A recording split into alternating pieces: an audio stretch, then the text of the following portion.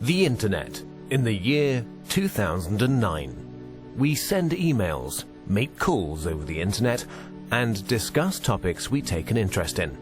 Even our banking is going virtual. But what we take for granted today was only a vague idea 50 years ago. In order to understand how we got this far, let's go back to 1957, when everything began. Before 1957, computers only worked on one task at a time. This is called batch processing. Of course, this was quite ineffective. With computers getting bigger and bigger, they had to be stored in special cooled rooms. But then the developers couldn't work directly on the computers anymore. Specialists had to be called in to connect them. Programming at that time meant a lot of manual work, and the indirect connection to the computers led to a lot of bugs, wasting time and fraying the developers' nerves. The year 1957 marked a big change. A remote connection had to be installed so that the developers could work directly on the computers. At the same time, the idea of time sharing came up. This is the first concept in computer technology to share the processing power of one computer with multiple users.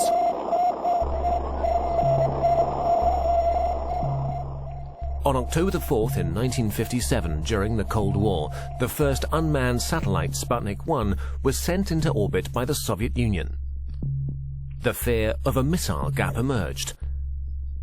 In order to secure America's lead in technology, the US founded the Defense Advanced Research Project Agency in February 1958.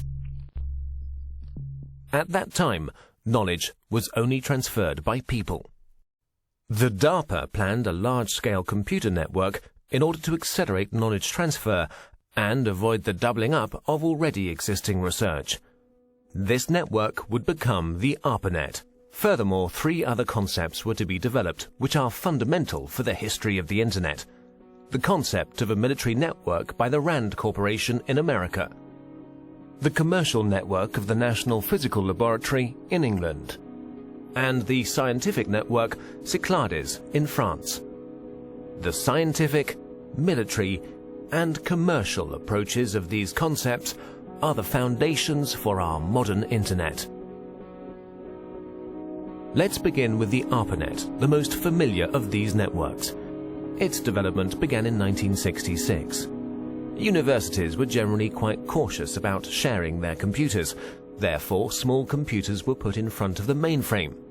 This computer, the interface message processor, took over control of the network activities, while the mainframe was only in charge of the initialization of programs and data files.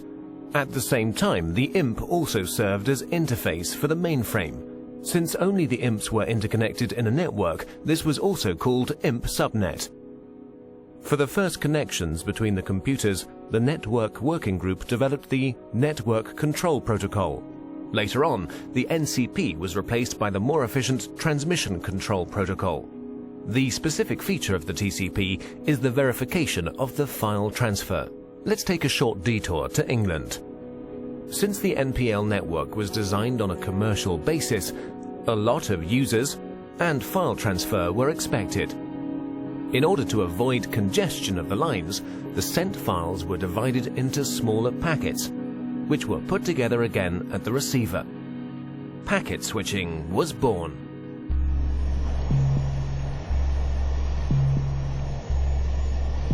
In 1962, American Ferret aircraft discovered middle and long-range missiles in Cuba, which were able to reach the United States. This stoked fear of an atomic conflict. At that time, information systems had a centralized network architecture.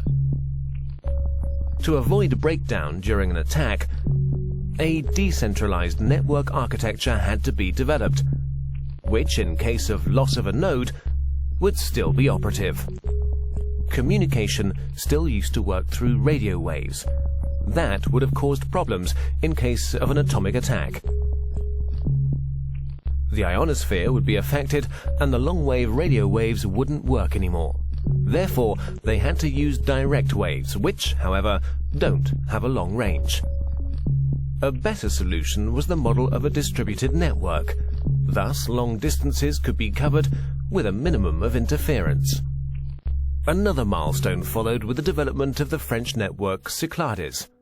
Since Cyclades had a far smaller budget than ARPANET, and thus also fewer nodes, the focus was laid on the communication with other networks. In this way, the term Internet was born. Moreover, Cyclades' concept went further than ARPA's and the MPL's. During communication between sender and receiver, the computers were not to intervene anymore, but simply serve as a transfer node.